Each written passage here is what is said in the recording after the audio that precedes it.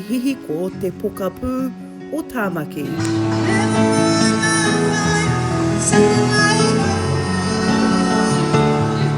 Nā kua toru te koutou a Simon e noho nei ki ona tiriti.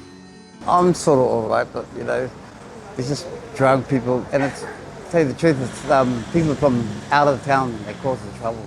Hei ko tāna, ko ngā tiriti nei te kāinga mo te hunga, pērā ki aia. There's not that many homeless that live on Queen Street or on the streets, it's just the hardcore ones, and they got nowhere to go, they got no families, and this is their family. And they got a lot of mental health, all the transitional housing. Nō te wiki nei I whakaputaina e te kāwanatanga tana hiahia kia panoni I te ture summary offences. Mā tērā e tae ana ngā pirihimana te whakaneke I te hunga moitiriti I ngā wāhi tūmata whānui. Engari e tōtara wāhi rua ana te hapori. I get that people are, the tourism are concerned about it and how it looks, but where are you going to push them to? They need somewhere to stay. There needs to be more services available for homeless people to go, not just move along, you know?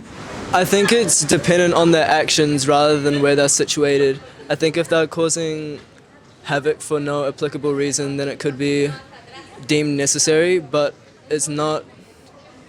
I don't know if it's right for me to say, but it's definitely due to their actions. If they're all good, if they're not causing anything insanely bad, then it's fine. He oi he rongoa pea tā Hurimoana Dennis I konei I te marae o te Puea. Te kaumārua ngā whare hau mō ngā kāinga kore, ki muri nei o te whare. E ai kia Dennis, kaore ngā panonitanga e hāngai pūana ki te tino pūtake o te moi tiriti. E māwiwi ana te tangata, rātau te rawa kore, te pohara, kāinga kore, māwiwi ana, rātau ngā rangi e rua,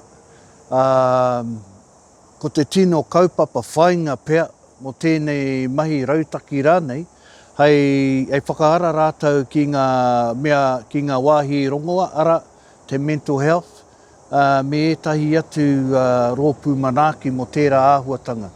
He oi me whakarite rautaki hei āwhina I te hungarā.